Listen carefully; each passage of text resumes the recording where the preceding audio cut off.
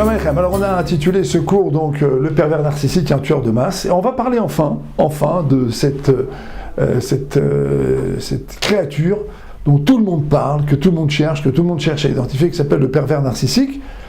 Je vous en donnais quelques définitions pour essayer de tracer un portrait assez simple. D'accord ? Le pervers narcissique masculin et la perverse narcissique féminine. D'accord ? On va aller sur les... Alors, le pervers narcissique, en général, d'abord, c'est un très très grand Baal Chesed. En règle générale, c'est quelqu'un qui fait beaucoup de Chesed. Il est assez généreux, il peut être... il est bon, il peut mettre... Évidemment, il est très séducteur. C'est en tout cas quelqu'un qui sait vous attirer dans ses filets. D'accord ? Il le fait parce qu'il veut vous attirer dans ses filets. Donc il donne, mais il s'en rend peut-être même pas compte lui-même au départ. Sauf si vraiment c'est un stratège qu'il a vraiment envie de complètement vous phagocyter. Mais disons que sa caractéristique, c'est d'abord de vous amener dans ses Arba Hamot, dans son précaré. Donc il va vous séduire, donc il va être en règle générale un grand Baal Chesed. Mais en même temps, si c'est vraiment quelqu'un de profondément malade, vous discernez tout de suite sa violence. Comment vous la décernez ? Vous la décernez par sa capacité à harceler. C'est quelqu'un qui donne, alors il peut vous harceler de mails, il peut vous harceler de coups de téléphone, il peut vous harceler de rencontres, il est là tout le temps. Il vous veut pour lui, il vous veut avec lui, il veut vous capter, il veut vous prendre avec lui. Il veut que vous compreniez à la fois sa grandeur, sa magnificence, et en même temps que vous ayez besoin de lui. Et petit à petit, en fait, ce qu'il a introduit, c'est une relation de dépendance. Alors effectivement, pour que cette relation de dépendance marche, il faut qu'il trouve des gens un peu faibles au départ. Donc il va trouver des gens qui sont des gens qui n'ont pas trop d'estime de soi, ou alors des gens qui sont très down à un moment donné sur le plan psychologique, qui ne se sentent pas bien, ou alors il va trouver des gens qui sont intrinsèquement en eux-mêmes des gens complexés, et donc ils sont là tout à fait heureux de trouver quelqu'un qui les écoute, et qui en même temps leur fournit un cadre, et en même temps donne. Mais assez rapidement, si la personne n'est pas encore trop malade, si elle est très malade, dès le départ, il y a du harcèlement, une certaine forme de violence. Et assez rapidement, va apparaître le dénigrement. Le dénigrement, c'est-à-dire cette espèce d'attitude qui consiste finalement à systématiquement dévaloriser ce que vous dites, ce que vous faites, et ou ce que vous êtes. Un des trois, ou les trois à la fois, ou deux des trois. Ce que vous dites, ce que vous faites, ce que vous êtes. Très rapidement, le dénigrement arrive. Pourquoi ? Parce que le dénigrement, c'est l'arme qui permet d'asseoir l'autorité. Tu comprends rien, tu sais rien. Tu sais pas, t'es nul. Je vais t'expliquer. Donc c'est la personne qui va complètement vous écraser et qui va complètement nier votre identité. D'accord ? Et donc vous avez ce triptyque, d'accord ? Capter, séduire, donner, avec derrière cette idée de posséder, cette idée d'amener dans son précaré, et ensuite, après ça, d'introduire un rapport violent, un rapport de dénigrement. Alors il y a aussi autre chose aussi qui s'installe chez le pervers narcissique, c'est la culpabilité. Cette capacité à vous culpabiliser. C'est-à-dire que si vous faites n'importe quoi ou si vous êtes n'importe quoi, vous allez vous tromper. Et donc, à un moment donné, si vous cherchez à vous éloigner ou si vous cherchez à vous révolter, parce que très vite, vous comprenez que vous avez affaire à quelqu'un qui veut vous détruire, en fait, qui veut vous phagocyter, comme on phagocyte, vous voyez, on prend, on avale, on ingère. Mais en fait, il veut vous détruire. Il veut pas vous laisser exister. Alors, vous allez commencer à bouger, à vous résister. Vous allez commencer à répondre. Eh bien, cette personne va tenter de vous culpabiliser. Et elle va dire, écoute, avec tout ce que je t'ai donné, avec tout ce que je fais pour toi, voilà, je suis là, je suis présent. Et donc elle va utiliser en fait sa capacité à donner, sa capacité à séduire, sa capacité à vous fédérer à lui finalement, comme une arme qui maintenant se retourne contre vous. Et cette arme, elle est terrible, parce que c'est l'arme de la culpabilité. Et la culpabilité, ça marche bien, c'est quelque chose qui marche très très bien, la culpabilité. Culpabiliser un individu, avec tout ce que j'ai fait pour toi, avec tout ce que je t'ai donné, d'accord ?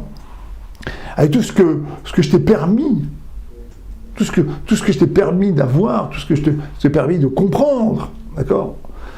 Grosso modo, vous avez ici l'architecture, d'accord ? Donc on a la séduction, par le chesed, par la bonté, par le don, par subjuguer l'individu, puis ensuite après vous avez donc ce deuxième temps qui est un temps de harcèlement, puis ensuite après vous avez le temps d'une certaine violence, puis ensuite après vous avez le temps du dénigrement, d'accord ? Donc on détruit l'identité de sa victime, et ensuite après on est dans la culpabilité. Alors ça, c'est en général ce qui se passe dans la perversion narcissique masculine, vis-à-vis d'une femme, mais également il y a une parentalité narcissique aussi qui existe, mais même dans les communautés juives, dans nos chères communautés, il y a ce côté-là, même ici en Israël, dans la politique israélienne, on retrouve cette notion de perversion narcissique. Par exemple, la gauche israélienne aujourd'hui dit mais nous on a fait le pays. Nous, on a fait le pays, c'est nous qui l'avons construit. On a construit le Mossad, on a construit l'armée, on a construit tout. C'est nous qui avons tout fait. Comme cette manifestante de gauche qui dit à une policière éthiopienne « Mon père est parti chercher ton père en Éthiopie. » Mais sous-entendu, aujourd'hui, tu dois être mon esclave. Tu dois accepter ma dictature, tu dois accepter que c'est moi qui domine le pays, tu dois accepter que ce pays est à moi et que j'ai le droit de réagir par la violence si jamais on veut changer les règles du jeu. Je suis le propriétaire du pays, je suis le blanc, celui qui pense, celui qui a des idées, celui qui sait ce qui est vrai, ce qui est bon. Je suis l'homme éclairé, la femme éclairée, et donc toi le séfarade, toi le religieux, toi l'Éthiopien, tu es mon esclave. Tu resteras mon esclave. Voilà, tu dois rester à ta place, tu ne dois pas bouger. Si tu bouges, c'est que tu manques de reconnaissance pour tout ce que j'ai fait pour toi. On voit même ça, même dans le bon Haredi, c'est la même chose. Combien de rabbinim ashkénazes ou de leaders disent mais nous on a sauvé le monde séfarade.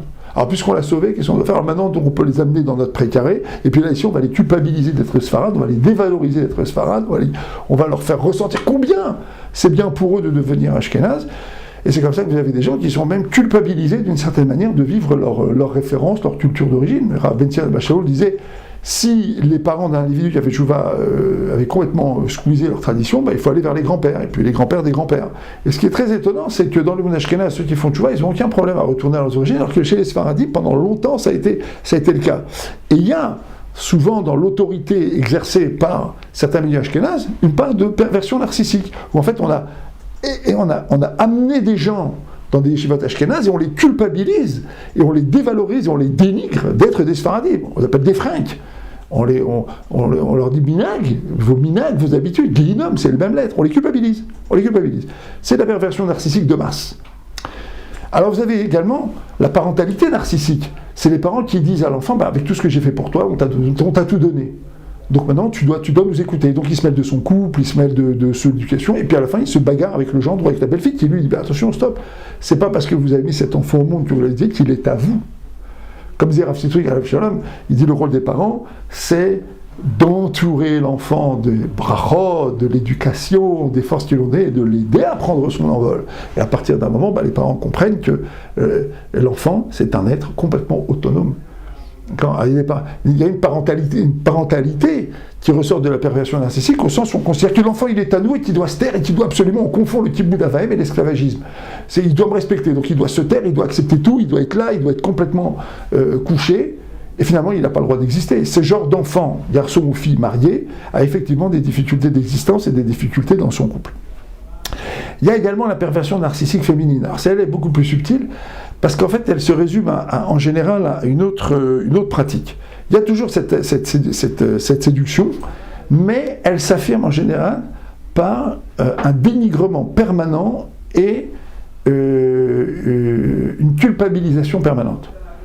C'est-à-dire, quand la personnalité féminine perverse narcissique, c'est une personnalité qui dénigre complètement le mari. Il n'a rien, il n'est rien, c'est un nul, c'est un zéro. Et il est toujours coupable. Et il n'y a aucune discussion, et c'est non négociable. Ça ne supporte aucune espèce de négociation. Très souvent, ce genre de femme amène son mari en thérapie, puis elle se retire très vite. Elle n'a rien à se reprocher, elle n'a pas à se remettre en cause, il est entièrement coupable, il est entièrement nul, et il est entièrement incapable.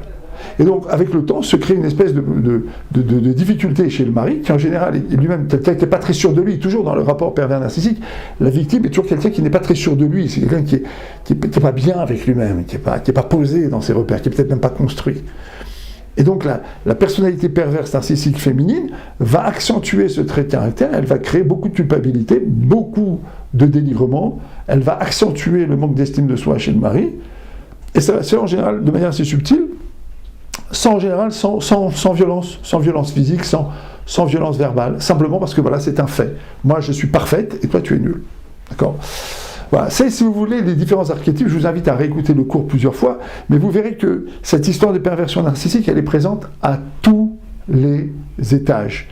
La perversion narcissique, c'est un phénomène à la fois individuel, qui crée une catastrophe dans le couple. La parentalité narcissique, elle peut complètement anéantir des enfants. La perversion narcissique au niveau social, au niveau politique, comme on le voit aujourd'hui en Israël dans le comportement de la gauche israélienne et comme on le voit même dans nos milieux haridis, dans les comportements de certains groupes, c'est littéralement le cancer des relations de couple, familiales, des relations communautaires, des relations même à l'intérieur du peuple juif. Et c'est très intéressant parce que la Torah lutte contre la perversion narcissique. Si un père dit à son fils, par exemple, de transgresser Shabbat, le fils, il dit non. Il dit, toi et moi, on a un père qui est au ciel, qui est Hachem, et qui nous a dit à tous les deux de respecter le Shabbat. Ça n'est pas parce que tu es mon père que je t'appartiens. Non, tu es mon père, c'est que tu t'inscris dans une chaîne. Toi-même, tu as un père. Et ce père a un père qui a un père qui a un père jusqu'à Adam Arishon, jusqu'au premier homme, qui lui avait un père en direct, en quelque sorte, son créateur qui est Hachem. En fait, depuis cette origine-là, on a tous un père au-dessus de nous. Donc en fait, l'enfant n'appartient pas aux parents. La mitzvah de Kibboud Avaim, par exemple, eh bien, si on l'applique correctement, elle lutte contre la perversion narcissique parentale. L'enfant n'est pas la propriété des parents. C'est un réceptacle, c'est une neshama, c'est un réceptacle qui va recevoir ce que les parents ont à donner, à transmettre, parce que précisément, ils vont faire un certain travail sur eux-mêmes. Le mari, dans le couple, il a une obligation, quand la Mishnah, par exemple, dans Kiddushin, dit « Aïcha Niktik, la femme s'acquiert ». Mais quand on tourne la page, on voit très bien que ce que le mari acquiert, c'est des obligations. L'obligation de nourrir, l'obligation d'habiller, l'obligation de chérir, de donner l'affection. Donc le mari est certes un dirigeant, mais il n'est pas un propriétaire. Il n'est pas propriétaire de sa femme. Il n'est pas propriétaire de sa femme. Et la femme qui, elle, dans la maison, a un rôle clé, va amener les enfants, là, va être en quelque sorte, d'une certaine manière, l'âme de la maison. D'accord ? Elle est l'intérieur, baït, elle s'appelle baït, elle est à l'intérieur de la maison. Elle ne peut pas, au nom de cette occupation de l'espace intérieur, dire « tout est à moi ». Et maintenant, vous vous taisez et vous n'existez pas.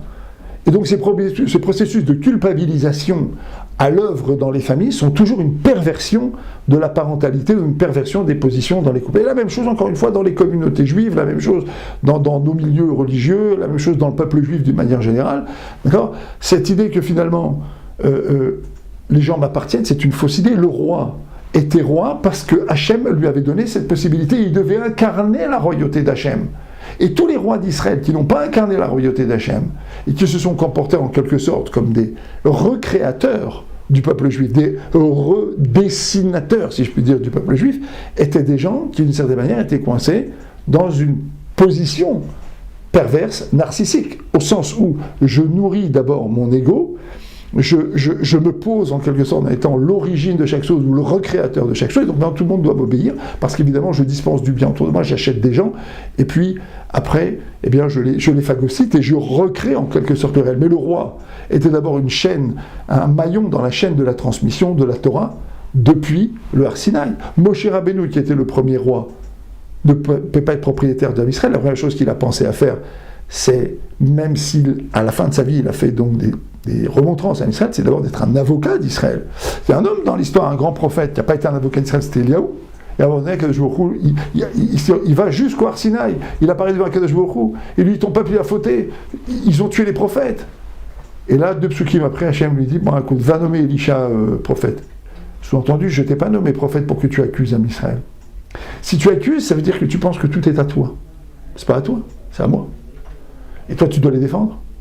Donc même le dirigeant juif, Eliaou Hanavi, David Ameller, Shlomo Ameller, les grands prophètes du peuple juif, les grands rabbanim, aujourd'hui les grands tzadikim, ils ne sont jamais les propriétaires de rien. Ils sont tout simplement des émetteurs. Ils sont tout simplement des gens qui, au sens premier, au sens second du terme, c'est des émetteurs, c'est des émetteurs. D'accord ? Parce qu'ils ont un amour du peuple juif et parce qu'ils ont un amour d'Hachem, donc ils sont un maillon dans la transmission de la chaîne de l'amour, des émetteurs, des émetteurs. Voilà. C'est ça leur rôle. Et finalement, le premier pas dans la guérison, et je m'adresse ici aux victimes, parce que je ne pense pas que les bourreaux soient capables de changer. En général, ils ne changent pas. L'expérience nous montre malheureusement qu'il ne change pas et qu'il vaut mieux s'éloigner d'eux et qu'il vaut mieux prendre ses distances. Et parfois c'est complètement inévitable, et parfois il faut même en arriver à divorcer, et parfois c'est même une grande mitzvah de divorcer de ce genre d'individus, parce que ce sont vraiment des gens qui sont très dangereux. Et en tout cas pour les victimes, le premier pas, c'est d'abord reprendre confiance en soi. Non, vous êtes des gens magnifiques, vous êtes des gens très bien, vous avez une grande force en vous. Le jour où Hachem vous a créé, vous a permis de venir au monde, c'est parce qu'il a décidé que le monde ne pouvait pas tourner sans vous. Vous avez un rôle extraordinaire, vous êtes des gens extraordinaires, vous avez des forces enfouies très certainement, que la parentalité narcissique, ou que le couple narcissique, ou d'autres autorités narcissiques ont peut-être éteintes chez vous, c'est faux, n'écoutez pas ça, vous êtes des gens très bien. Le premier pas, c'est d'abord reprendre confiance en vous-même, c'est d'aller consulter, c'est d'aller voir quelqu'un qui va vous aider à vous reconstruire, à avoir confiance en vous, à comprendre qui vous êtes, ce que vous êtes et pourquoi vous êtes au monde. Le reste, c'est déjà du travail. Je vous dis à très bientôt, on aura l'occasion d'en reparler.